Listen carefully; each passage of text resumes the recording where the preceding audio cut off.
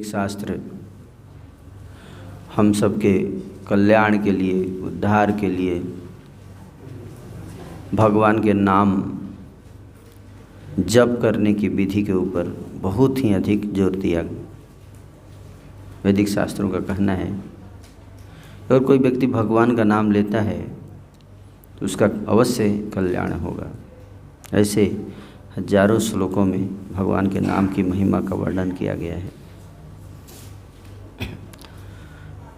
तो कल हमने बताया था कि कलिसंतरण उपनिषद में इस मंत्र का वर्णन किया गया है कि हरे कृष्ण कृष्ण कृष्ण हरे हरे, हरे राम राम राम हरे हरे, इति षोडशकम नाम नाम कलि कल्मष नाशनम नातः परतरोपायम सर्ववेदेषु दृश्यते। ये जो 16 नामों से बना हुआ जो मंत्र है, इसमें 16 नाम है ना, षोडशकम नाम नाम। ये कलयुग के कल्मष का नाश करने वाला है। कलि कल्मष नाशनम। कलियुग के कल्मष, कल्मष मतलब गंदगी है ना, कल्मष का नाश करने वाला है। नातः परतरोपायम, और इसके अतिरिक्त दूसरा कोई उपाय नहीं है। इसके अतिरिक्त दूसरा कोई उपाय नहीं है, ये भी बताया गया है। ये नहीं कि ठीक है ये एक ऑप्शन है और दूसरा ऑप्शन ये है, ऐसा नहीं है। एक ही ऑप्शन है और वही ऑप्शन है। आप बाकी कितना भी ट्राई कर लो, आपको कुछ उससे लाभ नहीं मिलेगा। केवल और केवल हरिर नामेव केवलम, यहाँ तक कह दिया कि केवलम। केवलम शब्द का अर्थ यही है कि इसके अलावा और कोई दूसरा उपाय नहीं है। आप अपना टाइम वेस्ट कर रहे हो अगर कर रहे हो तो एकमात्र जो कलयुग के जीवों के लिए अगर कल्याण चाहते हैं हम अपना, तो एकमात्र जो उपाय बताया गया वैदिक शास्त्रों के द्वारा वह भगवान का नाम जप। इस बात को हम जितनी जल्दी समझ लें उतना हमारा लाभ है। भगवान के नाम नातः परतरोपायम, कोई दूसरा उपाय नहीं है। सर्ववेदेषु दृश्यते, और केवल एक कलिसंतरण उपनिषद में ये लिखा गया, लेकिन कहते हैं कि केवल कलिसंतरण उपनिषद की बात नहीं है, ये सारे वेदों का यही मर्म है, यही सार है। तो कोई व्यक्ति कह सकता है अरे इस एक मंत्र में इतना फायदा है क्या, ऐसे कैसे हो सकता है, ये छोटा सा मंत्र इतना काम करता है।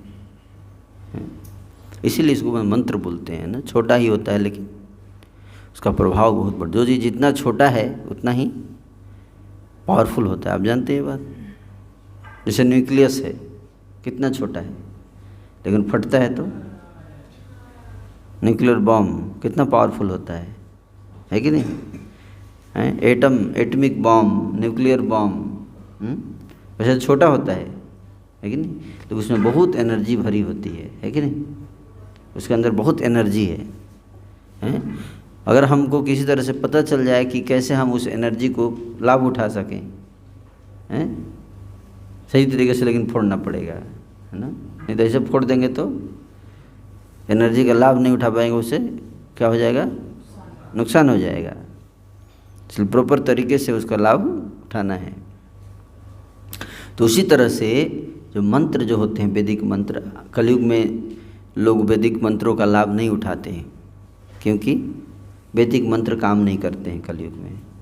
वैदिक मंत्र के लिए सिद्ध करने के लिए आपको एक पवित्रता लेवल होना चाहिए, कुछ तपस्या करनी पड़ती है। और कलयुग में लोग तपस्या के लिए तैयार नहीं रहेंगे, ना उनके अंदर पवित्रता होगी ना तपस्या का भाव होगा, है ना।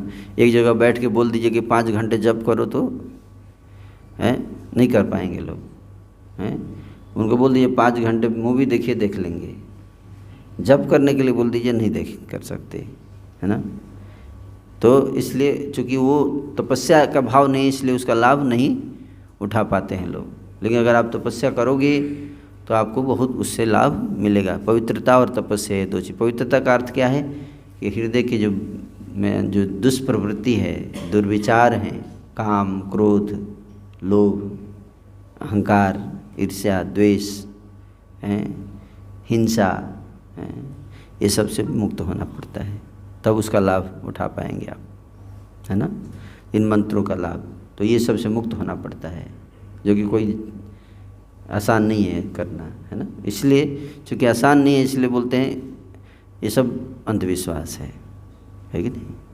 लेकिन अगर आप इसको करेंगे तब आपको उसका लाभ मिलेगा। तो उसी तरह से वैदिक मंत्र हैं, ये मंत्रों का बहुत प्रभावशाली। और ये जो हरे कृष्णा, ये तो महामंत्र है ना, महामंत्र। इसलिए बड़े बड़े देवता भी इन मंत्रों का जप करते हैं। जैसे भगवान शिव आप देखो, हमेशा उनके हाथ में भी एक माला होती है। आपने देखा उनका फोटो? भगवान शिव जो है हमेशा जप करते हैं, कांस्टेंट, है ना। ब्रह्मा जी, उनके हाथ में भी माला है।